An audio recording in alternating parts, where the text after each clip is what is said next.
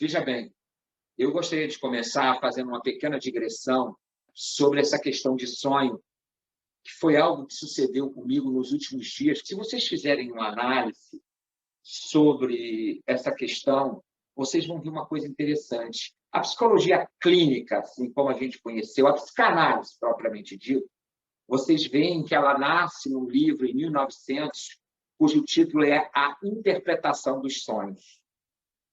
Vejam que os sonhos trouxeram à luz toda essa questão da psicanálise. Quem for estudar realmente a obra de Jung, há um sonho antológico que ele, quando era criança, produzia, que ele via Deus defecando na catedral da cidade em que ele morava. Esse sonho perseguiu a vida dele durante muito tempo e foi lidando com a questão do sonho que ele praticamente desenvolveu a psicologia analítica. Eu fiz uma reflexão sobre a minha vida mesmo e não estou me comparando, pelo amor de Deus. Apenas eu comecei a me lembrar, quando chegou, que eu começo com essa história de sonhos desde os 6, 7 anos de idade, quando a minha avó, no rádio, lá de casa, escutava o programa do Omar Cardoso. Era um cara assim meio doidão, meio midiático, que falava sobre sonhos, sobre interpretação de sonhos. E naquele momento aquilo me fisgou, porque eu comecei a me interessar muito sobre aquilo. Eu fiquei fanatizado sobre aquela questão. E, pasmem, recentemente eu descobri que eu venho a me tornar psicólogo a partir da questão dos sonhos. Foi a necessidade de compreender o fenômeno dos sonhos que fez com que eu virasse psicólogo. E aí eu tive fazendo a seguinte reflexão. Os sonhos não é um subproduto da psicologia profunda. A psicologia nunca irá explicar os sonhos, porque ela, a psicologia, é que é um subproduto dos sonhos.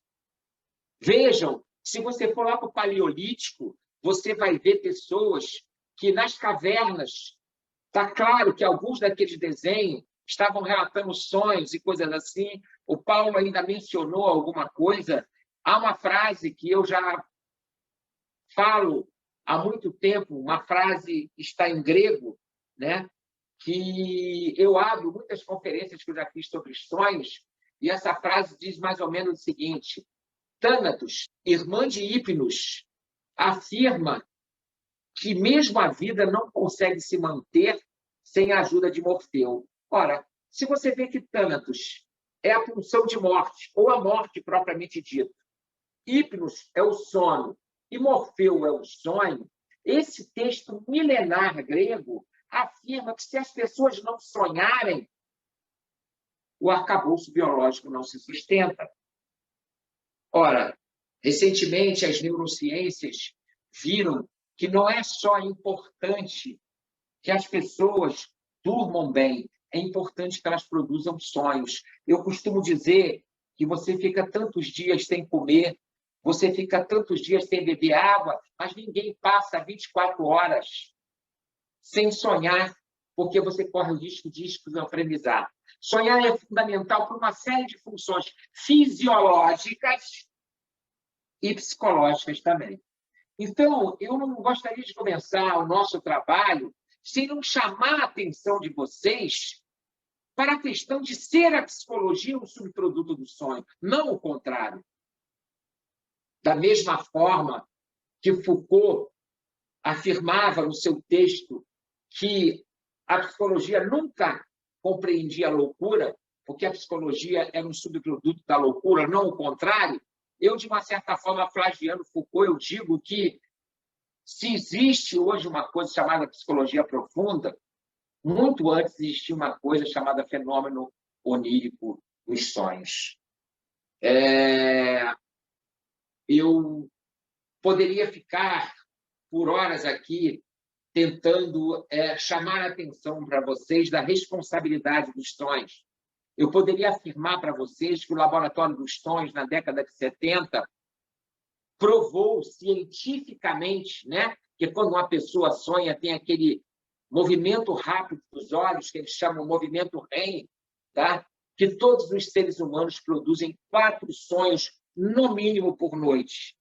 Então, eu não queria começar esse trabalho com vocês sem não chamar a atenção para esse ser um fenômeno primal, a questão do sonho. Tá? Existe uma função que é muito discutida no pensamento junguiano, chamada função transcendente, quando o ego entra em contato com o self. Tá? Isso pode acontecer durante o dia, através de um insight, de uma intuição, mas, normalmente, isso ocorre à noite, quando nós estamos dormindo. Por quê? Porque a barreira da consciência diminui.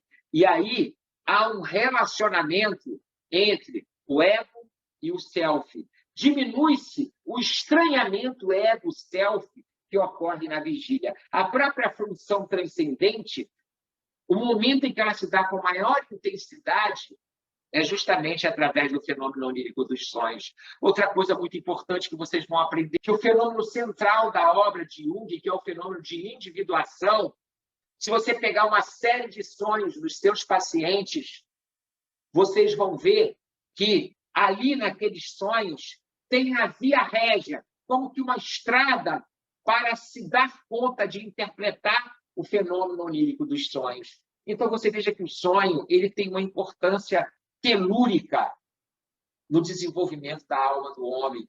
Tá? Artemidoro de Daudes, 200 anos antes de Cristo, tá? Já falando sobre a questão dos sonhos, repetindo que Freud e Jung foram falar 2000 anos depois. Então, eu quero que vocês tenham consciência de que vocês estão lidando com uma questão extremamente séria. Uma outra coisa que eu queria falar para vocês, a contribuição que a capacidade de interpretação dá ao clínico para poder ajudar os seus pacientes, buscar as soluções dos problemas, é absurdo. Eu afirmo e repito, e viverei para ouvir vocês dizerem, né, professor, realmente é verdade. Quando eu comecei a ter a capacidade de interpretar os sonhos dos meus pacientes, a terapia fluiu, o paciente entrou em análise. Então, é um fenômeno central. Daí porque eu ter dedicado quase toda a vida intelectual que eu tenho a lidar com as questões dos sonhos.